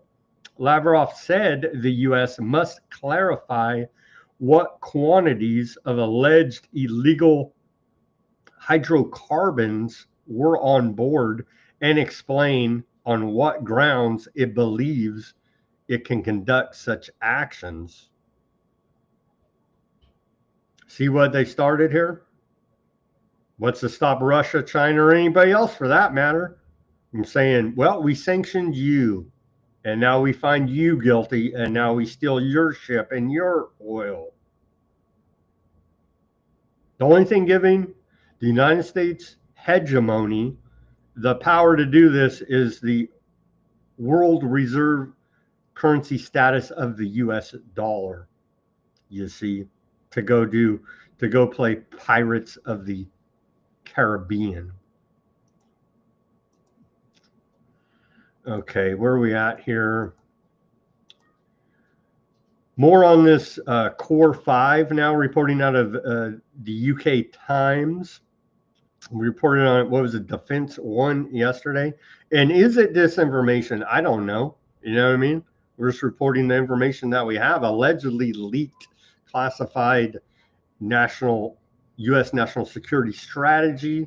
When the reporting has said, and here in the UK Times as well, they want to phase out the G7 and bring in the Core 5, which would be America, China, India, Japan, and Russia. The Core 5 is what is alleged to have been leaked in the classified version of U.S. national security strategy. I don't know if we're to believe any of this, but this is what is being reported. So that's why I'm letting you know that this is out there and may be true and may be influencing our national security policy as we're trying to make sense of the insanity here now. As I see a bunch of right-wing conservatives cheering it on. This is Trump's answer to globalism, is what they say. Go look up the foreign policy of China and Russia. They're full on with the one world government agenda, global governance agenda 2030. They're on board with it, you see. So bring them into the fold as closer partners, all while acting like, oh, we oppose globalism and the one world government agenda through right-wing populism here in America. I say bullshit, all smoke and mirrors. You've been lied to and conned by Don the Con, as all of this is to do the soft power transfer to the global South, China, and the like. And it looks like that's way all of the chips are lining up here now. Of course, it's a lot more complicated than that, but we covered in great detail here at Weaponized News. Well, BlackRock CEO Fink is suddenly sitting beside Witkoff and the guy I voted for, and I know you did too, Jared Kushner. And so we voted for, in our great American democracy, for BlackRock CEO and Jared Kushner to go ahead and negotiate our foreign policy. That's American democracy in our technocracy. So yeah, Larry Fink is over there, as was reported for a long time. They're getting a large share of contracts to help rebuild war-torn Ukraine. And again, in our American democracy, technocracy, everybody I know voted for BlackRock CEO Larry Fink and Jared Kushner to conduct our U.S. foreign policy. U.S. pressuring Zelensky to accept territorial concessions as Kiev presents revised peace deal. Zelensky and his dictatorial administration took the 28-point peace plan presented by Trump's White House to Russia and Ukraine and has pared it down to 20 points, more favorable to Ukraine. And in the meantime, they're still whacking people, Ukrainians and Russians, and it's horrible and it needs to stop. Russia doesn't, or Europe doesn't seem to want it to stop.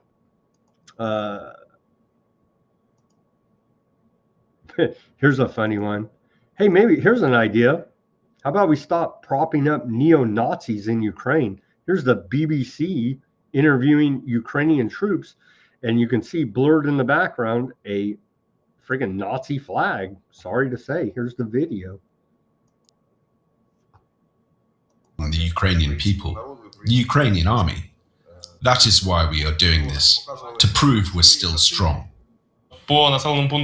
This is how they explain the Ukraine. There it is right there. See that Nazi flag blurred out, but you can see the image. And so they're straight up neo-Nazis there in Ukraine, and we're still having to put up with this garbage. And again, no side's good. No side's good, because they're killing the youth of Russia and Ukraine. No side's good. But again, it was unprovoked, unprovoked. You know how it goes. U.S. trained Somali forces killed dozens of civilians in attack on village in southern Somalia. We're in a war in Somalia. Nobody seems to notice. Nobody seems to care. You see. Again, here's Somalia on a map. Yeah, you can see why. Right here, Puntland, right? That's where, last week, U.S. Marines, boots on the ground, went there to kill a caveman, alleged terrorist. We're in a war in Somalia, illegal, unconstitutional, foreign war of aggression. Congress mums the word. All of your Mockingbird media mums the word.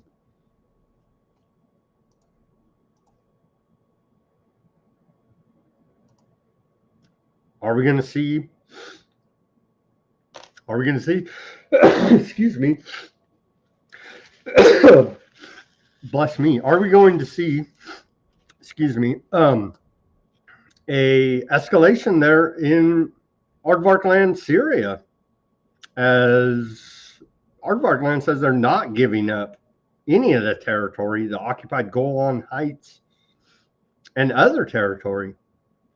As Syrian president, former Al-Qaeda, now reformed terrorist al-Shara, says he's not giving up a single atom of dust of Syrian territory. So we're looking at escalations between Aardvark land and Syria. We're looking at escalations between Aardvark land and Lebanon. Don't be antiseptic, you see. The International Olympic Committee today urged global sports bodies to allow Russia and Belarusian youth teams and athletes to return to competition with their flag and anthem. The International Olympic Committee said athletes have a, quote, fundamental right to compete without political interference. So we're almost over. I hate Russia, maybe. Well, the International Olympic Committee seems to be. Well, here's Russia Foreign Minister Lavrov. He says the Americans stand in the way of modern globalization. Again, I'm saying this is fake right-wing populism from the Trump administration and not genuine. Through their actions, through their unilateral sanctions and abuse of the US dollar, the Americans are undermining the globalization process that had been ongoing for decades and has been seen as the main good for humanity. But not seen by us here in America. It's gutted our manufacturing base. NAFTA, GATT. I think we know the story. So globalization. Oh, and then don't you worry, Americans, about your job. We're a service economy now. Well, guess what? AI's coming to take all your service jobs.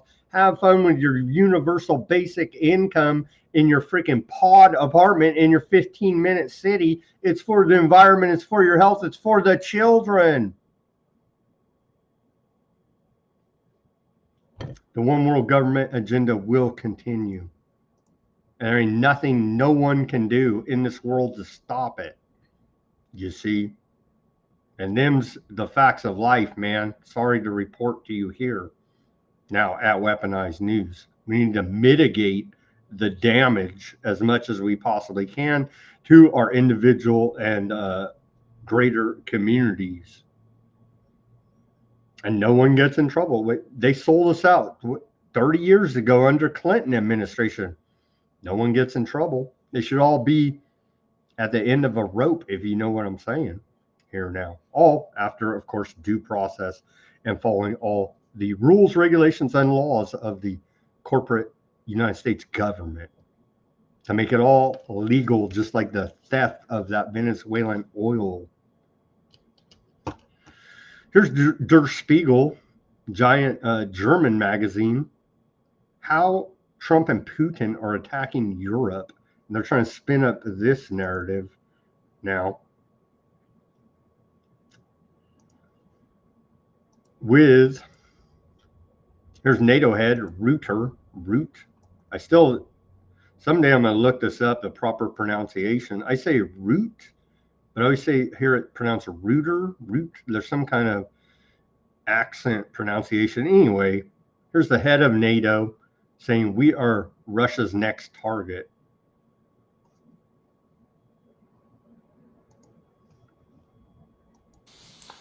We are Russia's next target. And we are already in harm's way. We are Russia's next target. Is that true? Is Russia sinking to invade all of Europe? Well, NATO seems to think so. And I did see Thomas Massie introduce some legislation. He always introduces the good populist legislation, right? Because he's the guy to do such things, but knowing it has no chance of ever passing Congress. So it does give him some type of street cred, as I believe that's been his role to fill. Now, don't trust any government ever. Ever, ever, ever. I don't care if they're your best friend and they kiss your baby and whatever. Never, never, never trust the government about anything ever, ever. Your favorite politician, I don't care. Don't trust them. Okay, here's more from Root looking to start a major war with Russia out of NATO. Russia has brought war back into Europe. And we must be prepared for the scale of war our grandparents and great-grandparents endured. I'm not even going to relitigate the whole thing. We already know it was unprovoked, right? Right. Okay. Russia is harboring no aggressive plans against NATO. Foreign Minister Lavrov of Russia said, I don't know, somebody's lying. NATO's lying or Russia's lying, or they're probably both lying, right? But Russia says they're not. NATO says they are. You got to prepare. All right, on to the genocide in Gaza. It continues. So the NDAA passed the House of Representatives yesterday. It's in the Senate right now. Tucked in there was a nice little surprise. The bill directs the U.S. War Secretary to identify how embargoes weaken Aardvarkland's military capabilities and to devise practical methods to fill those gaps, including manufacturing replacements and expediting American sales. Lawmakers described the legislation as offering unprecedented levels of support for the security of Aardvarkland. And so that's neatly tucked into this NDAA. One person killed after a wall collapsed at the refugee camp in Al-Shati in Gaza City. Following heavy rainfall, severe infrastructure damage caused by previous Aardvarkland attacks. So yeah, now they're suffering winter conditions, rain, freezing. I saw a report a Palestinian child was announced dead due to exposure. And so they're trying to live in these little shanty town tents now. That's all set to be swept away by the weather. So it's quite horrific, the living conditions there in the prison, open air prison known as Gaza, that is shrinking by the day, it seems. One person was killed and several others injured after Aardvark forces targeted a house with 3 artillery shells in Jabalah refugee camp in northern Gaza. Here's Speaker of the House, and this right here is a perfect illustration about what our whole show's about. It's not the Republicans or Democrats, it's the government. And then this illustrates organized aardvarkism, but I'm still putting out the point it's even bigger than that, with Big Brother UK Western Intelligence sitting on top of all this. But here is your Congress there in bipartisan support, lighting the menorah candles and wearing their kipkas. Here you go. And so there is no conspiracy of world aardvarkism, though. Let me tell you. Here, take a look.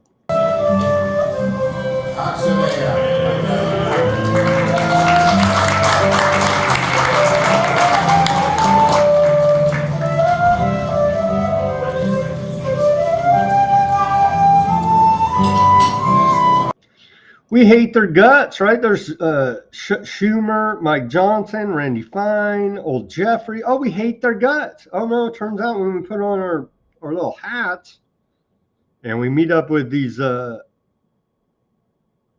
guys, you know, turns out we're all good buddies, actually, you see.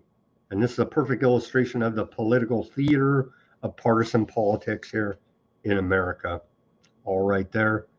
In that menorah lighting ceremony.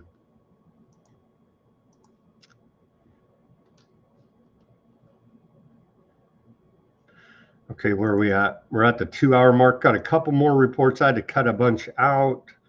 Let's see. This one's quite disturbing. They say, we will preach against anti-Septicism from our pulpits, and we will teach our children to love you. Christian Zionists flowed to Jerusalem by the Aardvark government for Hasbra training, pledged to teach youth in America to love aardvarks and support Aardvark land. Here's highlights from the Friends of Zion Ambassador Summit 2025, featuring speeches by Bibi, I can't even pronounce this other name, and of course, Trader Ambassador Mike Huckabee. And this is posted by Information Liberation. Again, this guy, if you want to follow closely the organized aardvarkism conspiracy, go check out Information Liberation, and he follows all their they have a meeting every day. Who knew? You know what I mean? But there is no organization, there is no conspiracy, but they have meetings every friggin' day about it.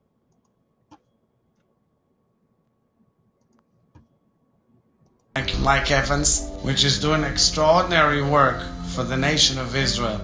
And I want to thank each of you for warding off darkness and spreading light all over the world. God bless you. I am a friend of Zion. I want to welcome you to the historic Friends of Zion Ambassador Summit. I want to salute my old friend Mike Evans. I want to salute all of you gathered in this important meeting. You're gathered. I can't even stomach it, but I'm telling you, be aware going to church here in America that one of your Christian Zionist pastors may be a propagandist for Aardvark land. Be aware, you've been warned. This is a funny clip right here from Trader, U.S. Ambassador Mike Huckabee. A literal traitor meeting up with spies, convicted spies for Aardvark land, and we're supposed to act like this guy's legitimate. This is a treason. This man is not a friend of the U.S. This is another question: that is Israel blackmailing the U.S. government with the Jeffrey Epstein files? Again, what a ridiculous kind of unfounded, unverified allegation. It emanates from someone's imagination. Oh yeah, it's all a hoax. You see, somebody has that and somebody's using it, Western intelligence. Aardvark's working with UK, US, you better believe it. Oh, here's another one. Aardvark land did not attack Qatar. Here's a minute of this traitor Huckabee. Let's try to wrap our Orwellian minds around what this nonsense he's saying here. It wasn't an attack. They shot a missile, but it wasn't an attack, you see. Was Israel's attack on Qatar without cause or merit? Well, let's be real clear. There's been some talk that Israel attacked the country of Qatar. It did not. It did, in fact, send a missile to attack a terrorist who had been partly responsible for the murder of Israeli. Like, you have to work hard to be this full of shit. But I guess if you're a traitor to this country, then it all comes naturally for old Mike Huckabee there. Yeah, they shot a missile into a sovereign country. That's an attack. And what do we got here? Final story of the day. I cut quite a bit due to the interest of time. Here's the final story of the day. Aardvark military authorities are allegedly investigating an Aardvark soldier who was photographed wearing a military uniform with a noose symbol on it, similar to the pin worn by Ben Gavir. And we reported and used that image as our thumbnail, as he's lobbying to execute every Palestinian prisoner.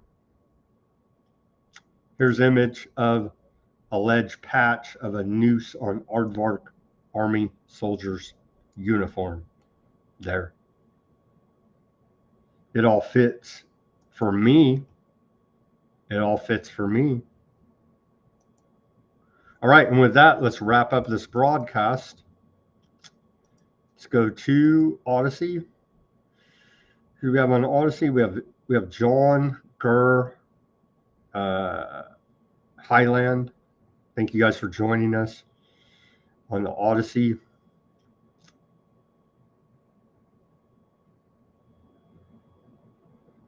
All governments are only fronts for the Bang cartel. Indeed.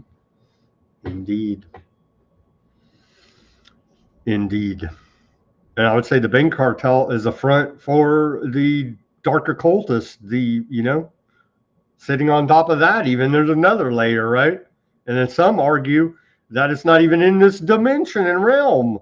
And that's the next layer, right? So, but yeah, all these, the government is definitely a front for the Bang cartel, 100%. Or if we had legitimate representatives of the people in our democracy, then all the government representatives would be jumping up and down. Why the hell do we have a private central bank cartel setting monetary policy in this country? Right? But very few, far between, maybe some lip service from some libertarians. Paul, Massey, maybe around here. Yeah, all for show. Yeah. Let's see whether I always suspected Switzerland of being the site of hidden rulers. Maybe they are hiding quite a bit there. I'd say, did Bibi the masses not spit on Christians? Yeah, they do. That's kind of their thing. It's kind of their thing to spit on Christians. We're gonna have to get old Pastor Pike and play that documentary that he did so many years ago, right? I'm going to get that and play it again here now, probably next week. All right. Thank you guys for tuning in. And David, I see you there also on the Odysee. Thank you for tuning in, David. What did you say? Eric Prince's Blackwater is from Schwarzweiser, Switzerland? No? Yeah. I don't know if that's true, but it would not surprise me at all. All right. Thank you for tuning in on the Odysee. Thank you for tuning in on the Bitchute, Kick, X, Facebook, Twitch, YouTube, and Rumble. Everybody, I see Denver there. Sure seems like Ma'am Daddy is just another aardvark-born Zionist. Sure does, doesn't it? We'll see. We'll see. Because at some point in time, I imagine our shadow president, Bibi, will go to New York City, and we'll see if old Ma'am Danny will honor the international arrest warrant for Bibi, as he's promised. I have a sneaking suspicion he won't. So we shall very possibly find out here now. But yeah, I believe he's a puppet just like all the rest, or he would have never even been allowed to be put in that position as mayor of New York. Trump places the AI robber barons above the states, essentially creating a new nobility class. Indeed, Denver. And remember when they made them freaking officers in the military, a bunch of them too? Remember that? And so the new nobility class is technocracy. Indeed. Indeed. And with that, as always, everybody do your own research. Peace, love, and freedom. Speak out and take action. Have a great rest of your Thursday evening. And we'll be back here on Friday for more Weaponized News.